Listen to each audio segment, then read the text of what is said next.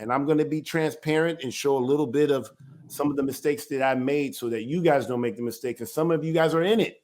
And just letting you know the danger that you are in by having these marriage license. So we're going to go in and we're going to start off with definitions, because for us to make you guys really understand this in a concrete way, we're going to have to break down the definition. Now, when you think about the laws of the land, the legal society, the judicial system is very complicated, very burdensome, very grievous. I will say very grievous.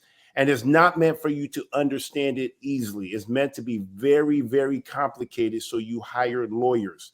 That is the honest truth. What is marriage license? And why are we told we need one? Today, we're going to answer that question. To have a good understanding, we must identify and comprehend a few words. Words like private and public. Let me say that again. Private and public. What are the first things you think of when you hear the words private and public? Now, I want you guys to really think about it. What do you think of? Private and public. Now, what is the reality of these words when it comes to the judicial system or the legal world? Private, that which affects, characterize, or belongs to an individual person, as opposed to the general public. And you get this from the West Encyclopedia of the American Law, edition 2. So when it says individual person, even that person is a legal person. But when it's talking about an individual, it's talking about man. So that which affects or characterize belonging to one man or woman, as opposed to everyone, the general public. So it's just talking about something that's going to one man. And usually it's talking about man, believe it or not, but man or woman. All right, let's go to public. And these are going to be some key words that we're going to bring up today as we do the show. Public. It's kind of like, remind me of Sesame Street. What's our key word today? Or something like that. But anyway, public. Public is referring to any agency, interest, property, or activity which is under the authority of the government, or which belongs to the people, we the people. This distinguish public from private interests, as with public and private schools, or public or private utilities, or public or private hospitals, or public or private lands, and public or private roads, etc. So these are terms that we hear. This is a private road. This is the public road. What does this all mean? So we're going to break that down. We have to understand that what we think is private or public is to us is something completely different. Saints, is totally different to them. So how we see the word public or private is totally means something totally different when you're talking to the government. The government looks at that totally different. And a lot of people try to use these laws and different things, and they don't understand where they're at. And they're listening to you to see if you know what you're talking about. And 99% of the time, people don't know what they're talking about. And that's how come it's so easy for them to be able to rule over us.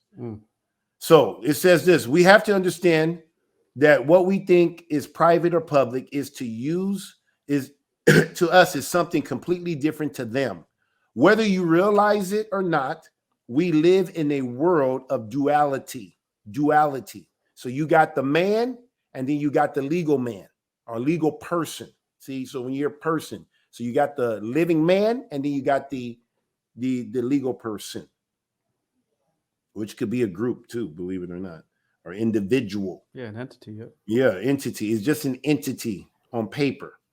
There is a color of law, statutes, and there is the law constitution. There's the law of the land and the law of the sea. The law of the land and law of the sea. maritime. There are the individuals, living man, and then there is the all caps name.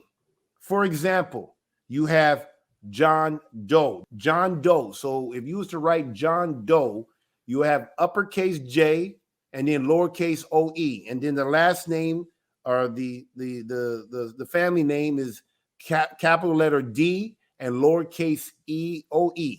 So John Doe in upper and lowercase. But when you're talking about the legal person, the fictitious persons, you're talking about the all caps. That means John Doe will be in JOHN, all caps. DON is all caps. When you see your names in all capital letters, if you have a driver's license, pull it out. Look at it. Just check one of your utility bills. Yes, check your utility bill. You're going to notice your utility bills, your driver's license, all government issue things, marriage license, birth certificate, they usually have it in all caps. When you go to court, your name is always all caps. And we're going to show you guys today that this means something. This is not a what they call this stuff, a conspiracy theory. These are facts. This is exactly how the world works that we live in. And if we don't understand it, we will be giving up our unalienable rights. That's why you see people get into a lot of trouble, losing things like their family, losing their hard-earned equity, their sweat equity, like money, things that you've worked for. The reason why is because you gave your consent. And it doesn't matter if your consent was willfully, if you willingly did it, if you ignorantly did it, it doesn't matter how they get your consent, really. I mean, they'll try to make it seem like it's not by coercion, but at the end of the day, we have all given our consent somehow, some way when we were born on these lands into this little world called United States Corporation. So